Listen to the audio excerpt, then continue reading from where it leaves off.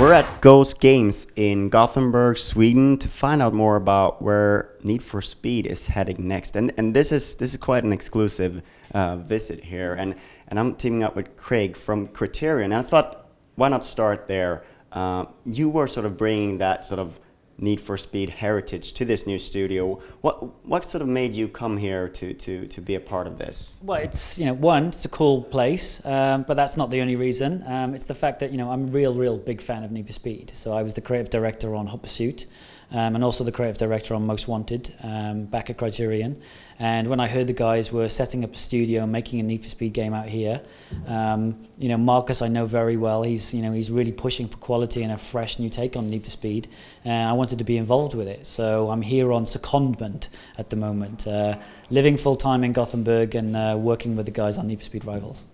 So what is it that you bring from, because I would say that, and I don't want to go too far, but I think Criterion sort of reinvigorated the whole Need for Speed franchise with those two titles. It was sort of in a little bit of a doldrums before that. Of course, back in the early parts of that decade, it was the biggest racing franchise in the world with the undergrounds and all that. But you sort of brought it back to sort of that pivotal place. What do you want to bring from those games over to this new studio? I think there's a philosophy at Criterion that the games have to be very high quality and have to be fun. I think the simple differences between Need for Speeds that had gone before and that Criterion had done is obviously we'd brought the Criterion DNA into the way that the car drives. So we're all about drifting at 150 miles an hour, laughing your ass off going around a corner, right? And I think some of the Need for Speed models before that made that kind of slightly harder to do. Also, Criterion's big on scoring and rewarding the player and just making it so that everything you do is very polished and always taking you through the game in a really kind of cool way. So, that's something that's very close to my heart. It's something that's close to very close to Criterion's heart. And it's something that Marcus and the guys here at Ghost really wanted to embrace and take Need for Speed, onto next generation in a cool way. So, we have that fan base that is used to Hot Pursuit and Most Wanted, and we wanted to continue down the line of making something that is of a quality and an expectation you would have playing those games and now playing Need for Speed Rivals. So if we reverse that question and sort of say what's going to be different with a Ghost Need for Speed compared to a Criterion Need for Speed, because you're going for a little bit of a different tone than the Criterion games. Yeah, tone's always a really good one. It's something that a lot of game teams kind of struggle with sometimes, but actually, the difference between this game and say Most Wanted is, you have simple high-level things like this game's not set in a city, this game is not about being the most wanted, this game is set in a more rural environment, about driving at very high speeds. You can play as a cop and you can play as a racer in the game. We have modifications of the cars, customization, we have tech that might be familiar to some people who played Hot Pursuit. But also going on to next generation, we have a system in here that's pretty revolutionary for Need for Speed players, and that's a system we call AllDrive. AllDrive essentially destroys the line between single player and multiplayer. So you can be playing in your world as a racer, doing some races. I can join as a cop. I can go and chase some AI guys somewhere, or I can come and chase after you. It's really kind of cool and fresh way of thinking about the game. So that's what Ghost are bringing to the Need for Speed franchise. We really believe this is the future in terms of connected ways of playing with your friends. Next generation is all about that, and we're fully embracing it.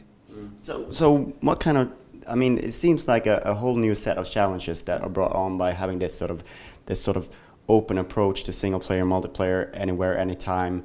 And how do you sort of bring it all together so that it's sort of like because you still want to have that sort of multiplayer feeling of playing with your friends. How do you sort of bring it all together into one experience? Well, one, it's not easy, right? I think some games have played this, tried this before, and that's not just driving games. There's the idea of you have to be very much in control of chaos, right? Because you have a load of humans together and a load of AI together. So unless you understand exactly what their motivations are and what they're doing, then it can be quite broken, to be honest. But so we've spent a long time playing AllDrive. We play every day in the office and have play tests where a lot of players are playing together as cops or racers or a mixture of both, and really embracing some of the stuff that we learned from Hot Pursuit and also from Most Wanted. Most Wanted was a very open game. It was very broad in its structure. Hot Pursuit, previous game was a little more linear and a little more controlled, and I think we're taking elements from both games and wrapping them up. It is something that we really want people to experience. We want to get the game in people like your hands as quickly as possible, because it's something you haven't really experienced before. Yes, it's complicated, it's a big challenge, but it's something we have up and running and is very fresh and unique take on Need for Speed. I think one of the key things there is perhaps that you change the structure a little bit to make it more organic, and sort of is that sort of mixing different people's single player into one sort of cohesive thing, or is it like you play in parallel in your own single player, and it doesn't really it's not affected your progression by what else is going on, or how do you strike that? All of those questions are the questions we have to ask ourselves every day, right? And we started on this a while ago, but essentially, if me and you are in the same world together, if you're playing as a cop and I'm playing as a racer, I have my own set of things to do, and you have your own set of things to do. Now, you could do those against me. You could go and bust me as a racer, or you could go and bust some AI guys. But the core experience behind AllDrive is that essentially everybody takes with them their own little kind of progression, their little story that is playing out with them in the world, but they could be in a world with someone who's played for 30 minutes or someone who's played for 30 hours. And I think that's where the clever part of the design behind AllDrive is that you have these experiences, and if you want to, you can interact with these humans, or you can not. And it's that blending that's really interesting and fresh to us. And it's something that is I can only explain so much to you. It's something you need to get your hands on and play for it to really make sense. But it's something that we're really excited by, because it is very different. Because I can also imagine that Autolog plays into this really well, and sort of adds that meta level where you're actually sort of your friends can be doing different things in that world, but you're sort of at the same time competing for various things. Yeah, I mean, Autolog is, it's a great system. We debuted it in Need for Speed Hot Pursuit, and there we had a really strong loop of people being able to go back and play against event times that they'd been challenged to by their friends. In Most Wanted, we took that forward and said, okay, now we're comparing many, many different things, but we still had a lot of people saying, I really like the comparisons on, say, the jumps in Most Wanted, but what I actually want to do is go and play me and my friend get in the same car and go at it on the same jump over and over again in the same world at the same time.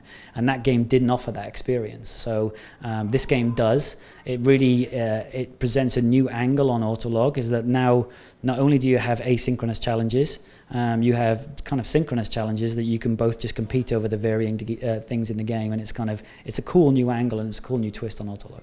So how do you make that happen in an open world, and sort of do you sort of set that on the side, or is it like follow the leader, or how do you make that happen? The Autolog stuff. So for people who've played Most Wanted, you'd have stalks in the world. We call them stalks, which is information next to a race start or information next to a jump that recorded your fastest time in a race or longest jump, and you could see that and how you compare against your friends.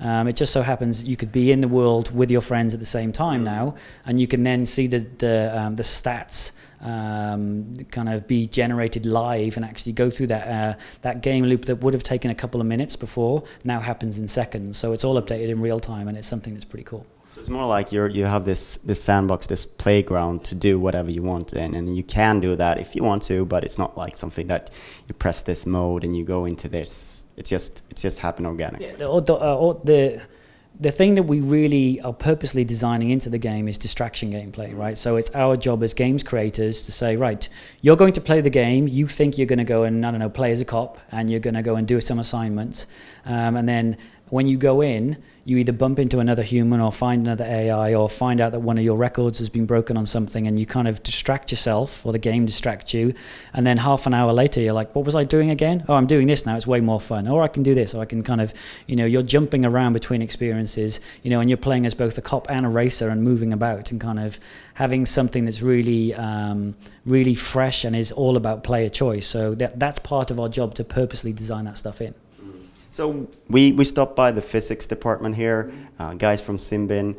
I sort of had the idea when I came here that maybe they've headhunted the guys from Simbin for the physics. Of course, they're well known for their simulation driving. But where are you aiming to sort of land this game? Because there has been simulation Need for Speeds, and of course the Criterion one more arcadey. Where do you want to land with this one in terms of how the driving feels? Well, first of all, the handling and physics setup in this game is very, very realistic. But what we do is we layer on top of that the ability to drift the car, really quickly around a corner and just have a lot of fun within 2 minutes of picking up the controller. So yes, we always start off with kind of very realistic, very believable physics, so that these cars can pretty much do anything, and it's it looks right. But then we layer on the kind of the Criterion special sauce of getting the camera right, getting the the drifting right, getting the feeling of, I don't know, the braking or the e-braking or the jumping, or even just the collisions are very, very finely tuned. We know we're not making a simulation. We could make a simulation if we wanted to, but we know that in this type of game, for these guys that are racing and chasing as a cop and a racer, they want it to be something that's very it's easy to get into, but quite hard to master. And I think that's what we're always going to fall on the side of physics in our games. So if we take the dreaded next-gen question, what does next-gen mean for this game, and sort of how will there be any sort of noticeable difference if you play it on an old platform or PC compared to next-gen?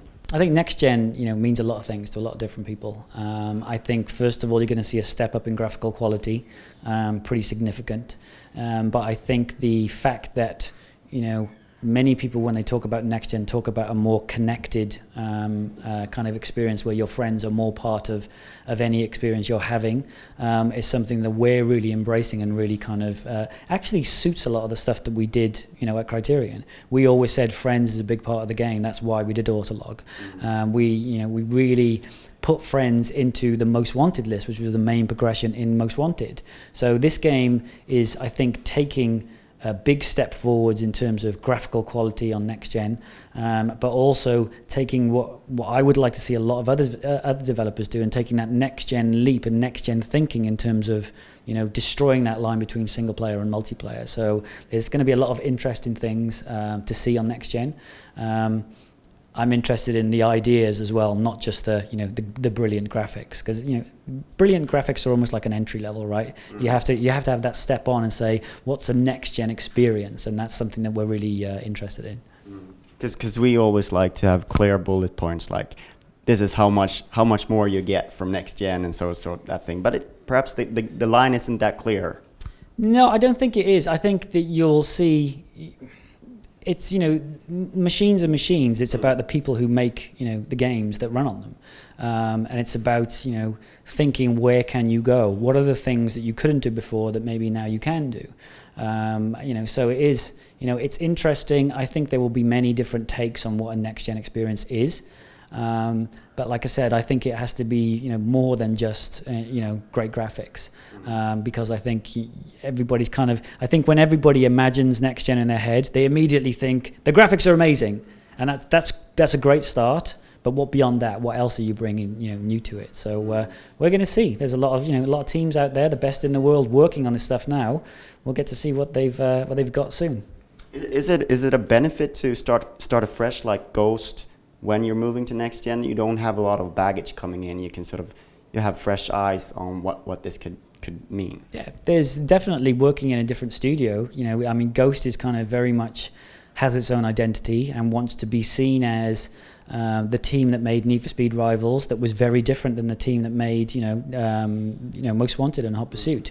Yes, there are the fun things that were in those previous games we will pull over, but there are new things that we're bringing to it at Ghost that haven't been seen or done before. We collaborate a lot with the guys at Criterion. There's still 65 guys at Criterion working on this game now. They're just over in Guildford, and then there's some Criterion guys here. So you're still going to get the same sense of quality and the same feeling of fun in the game, but there's also going to be new elements, and that's great. That's one of the reasons why I'm here. All right, and final question: what's the timeline ahead? When do you show more, and when's the game coming out? So we're going to be showing a lot more E3. I don't know if you're going or not. You should be going. I am. It's good. So, okay, so come and ask me the same question at E3. We're going to be showing the software there, which is going to be really cool. We're going to see what everybody else is doing as well on NextGen. It's also going to be very cool. But we're really starting to show a lot more of the game, because like I said, AllDrive is something you need to get in your hands, and when you can play that, then you can kind of see what we mean by next gen thinking and kind of where we're going with Need for Speed. All right. Thank you very much for your time. Thank you.